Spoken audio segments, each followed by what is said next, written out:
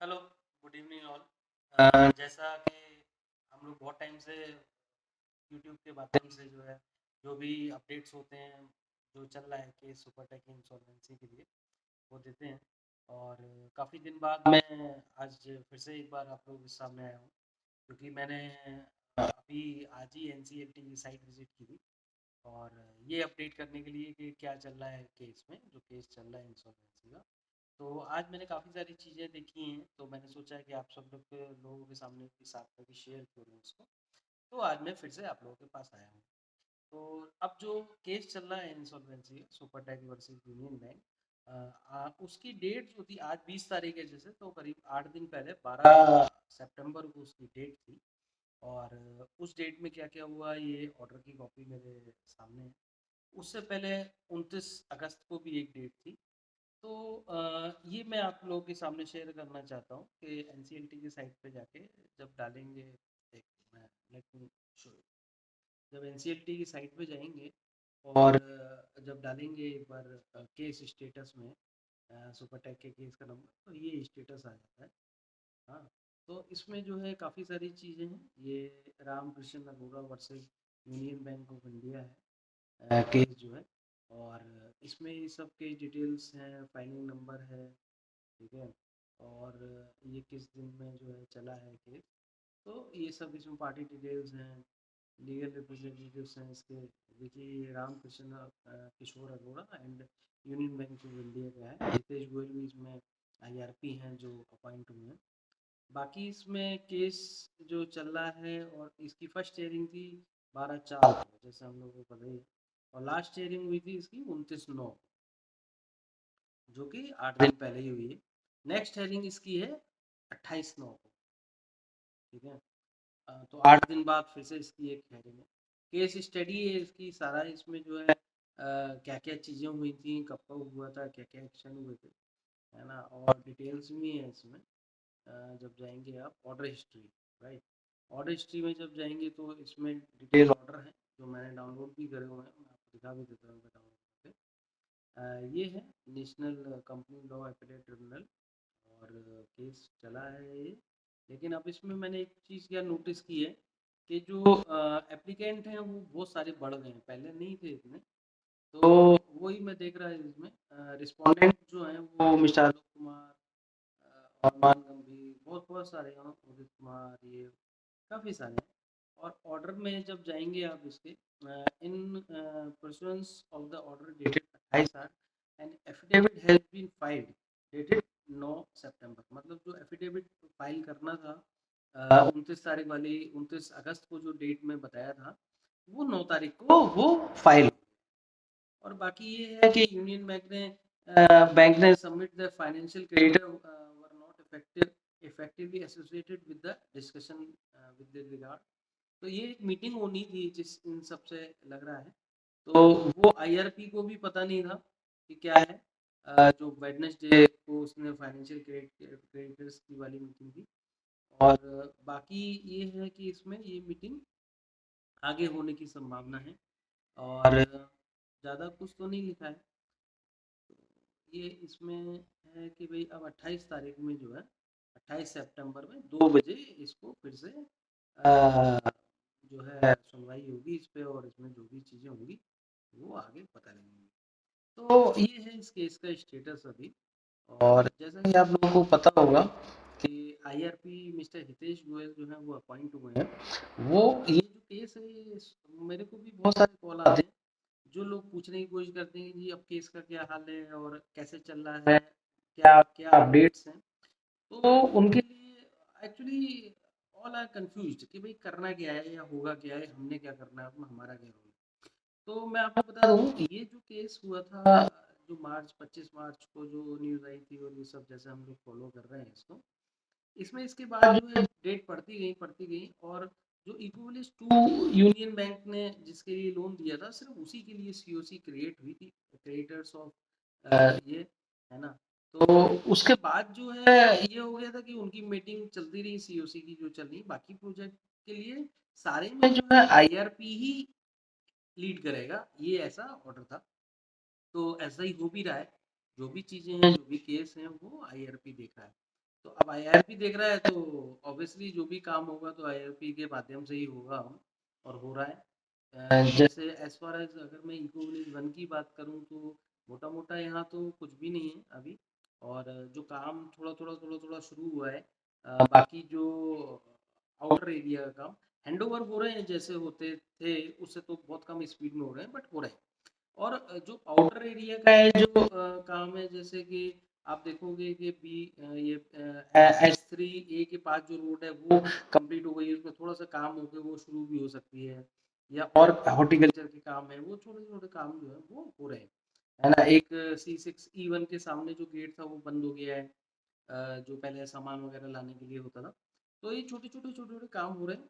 और बाकी जो है केस शायद चलता रहेगा आगे तक भी, जब तक कोई इसका निपटारा नहीं हो जाता है। और मैंने इस बार एक और चीज नोटिस की थी कि जो है जो केस चल रहा था, ये केस का नंबर है 406, जो ये मेन केस चल रहा था। और इसमें सुनवाई भी हो रही है और ये भी हो रहा है, बट उसके पास पास ना अगर आप ये देखिए, इसमें जब हम 406 डालते हैं तब तो ठीक है, बट अगर हम इसे बाई नेम सर्च करते हैं, बाई पार्टी, ठीक है, तो बाई पार्टी सर्च करने में अगर हम रामकृष्ण अरोड़ा डालते हैं और देखिए आप इसमें ये इतने सारे केस दिखा रहा है कि आई वाज सरप्राइज्ड कि है क्या, ये इतने सारे केस क्यों आ रहे हैं, है ना। तो पहले ये नहीं आया करते थे, अभी आ रहे हैं। तो मैंने इसमें एक दो में जाके देखा भी है कि इसका असलियत क्या है इन केसों की। ऐसा तो नहीं है कि ये जो है कुछ ऐसी एक नाम सिमिलर है तो आ रहा हूँ, बट ऐसा नहीं है। ये जो है ना, ये बहुत सारे जो है अलग अलग केस हैं। जैसे ये केस है रामकृष्ण वर्सेस यूनियन बैंक, ये 6/9/2022 को डाला हुआ है। अब ये कोई एडवोकेट बता सकते हैं कि ये क्यों आ रहा है ऐसा, ठीक है। अब इसको व्यू करेंगे तो इसमें कुछ आता नहीं है बेसिकली। डेट ऑफ हियरिंग इसमें आती है, ये है, ये है, या तो ये सारी हियरिंग का हाँ, इसमें जो ऊपर नाम लिखा हुआ है ये है New Okhla Industrial Development Authority versus R K Arora, Ram Kishore Arora, suspended director of Supertech Limited. मतलब ये अथॉरिटी ने केस डाला है, नोएडा अथॉरिटी है, New Okhla Industrial Development Authority. तो ये आई वाज लिटिल सरप्राइज्ड कि ये है क्या आखिर, मतलब इसमें क्या हो रहा है, ये क्या एक नया केस आ गया है ना। और या फिर ये देखिए, इसमें एप्लीकेंट है New Okhla Industrial Development Authority, और ये जो है Ram Kishore Arora, suspended director of Supertech Union Bank विटोजगोल। तो बस ये मुझे जो भी एडवोकेट हैं और जो भी इस केस से जानकारी ले रहे हैं और जो रखते हैं जानकारी, उनसे बस मुझे इतना ही पूछना है कि पहले तो ये एक ही केस आया करता था जब भी हम सर्च करते थे, लेकिन अभी ऐसा क्या हुआ है जो इतने सारे केस दिखाई देने लगे। क्या अलग अलग जो लोगों ने डाले हैं केस, वो सारे क्लब करने की बजाय ये अलग अलग केस हो गए। देखिए इसमें देखिए ये एक सस्पेंडेड डायरेक्टर ऑफ ये, है ना।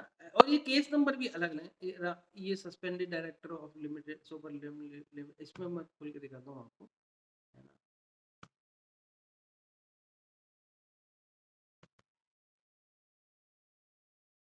ये पार्टी नेम है और ये खुला है।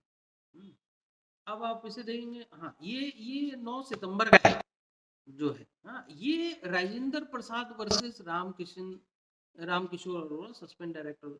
अब ये क्या केस है भाई। अब फाइलिंग डेट है इसकी 24/8, है ना, और वहां पर दिखा रहे हैं इसकी डेट जो केस की है, रजिस्ट्रेशन डेट 9 सितंबर। तो अब ये मुझे बहुत इसमें कंफ्यूजन है कि ये पहले जो एक केस आया करता था जो मार्च में हुआ था, उसके बाद ये इतने सारे केस क्यों शो कर रहा है, I don't know. Any advocate can help us to understand this कि भाई पहले एक एक केस था, अभी इतने सारे।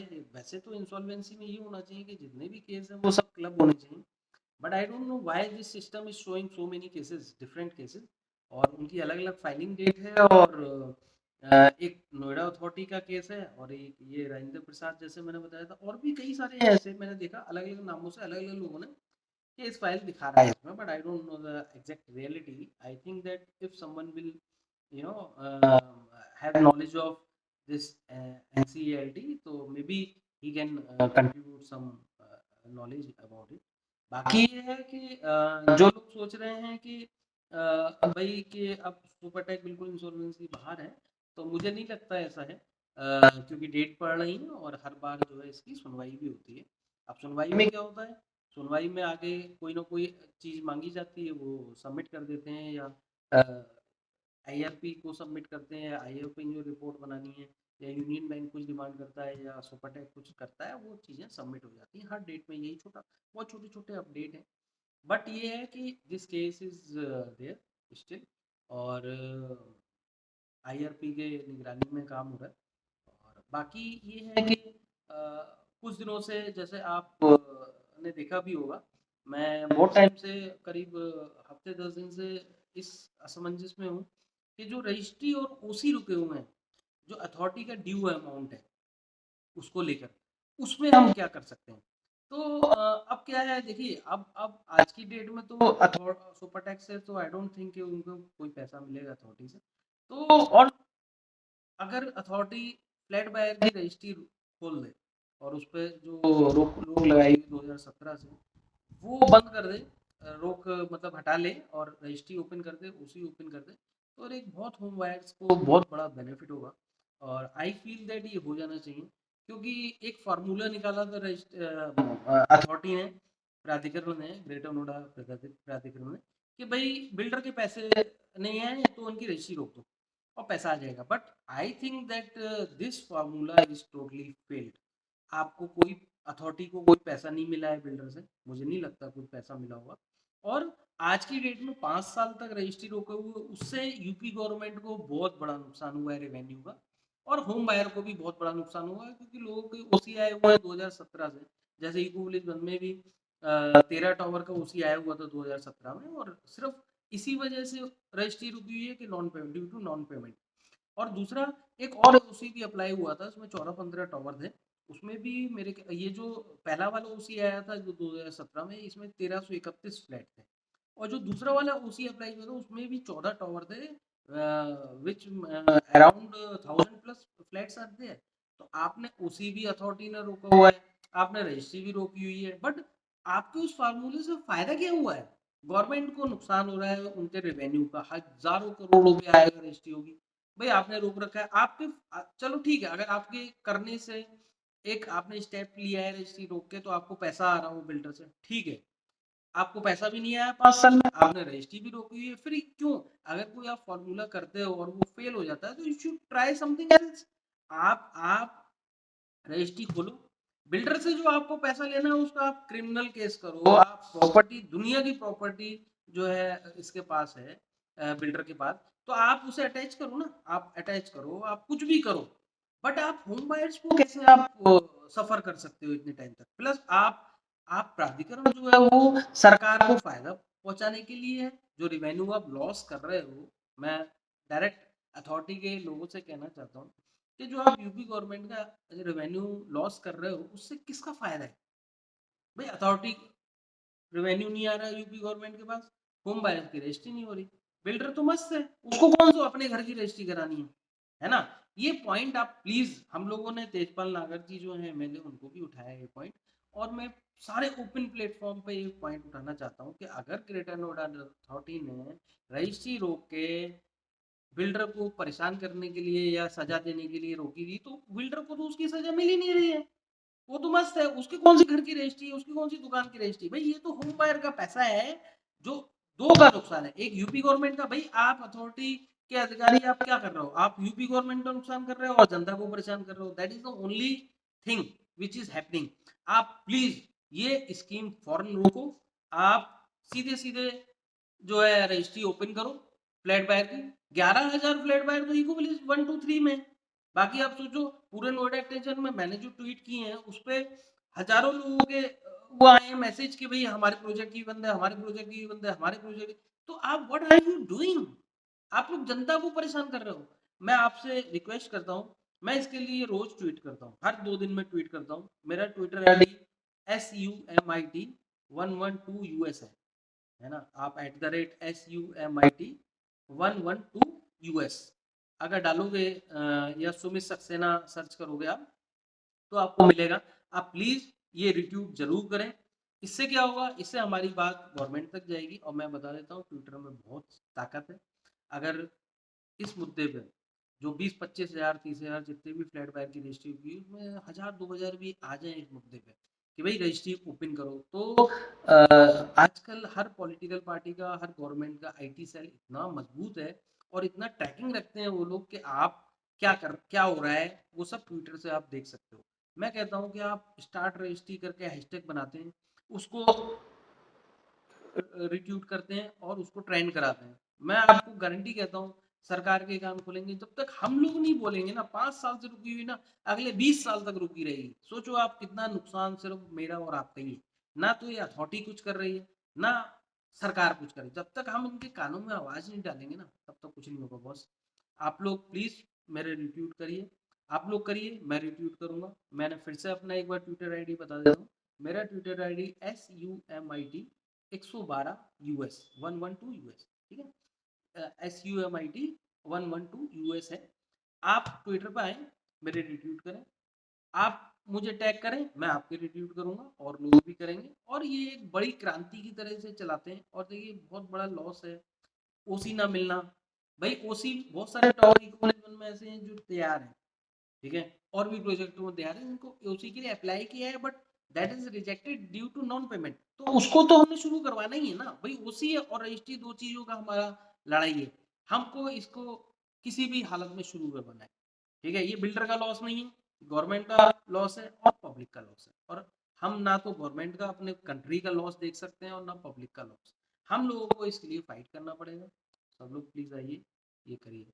और केस जहाँ चल रहा है वो चलता रहेगा।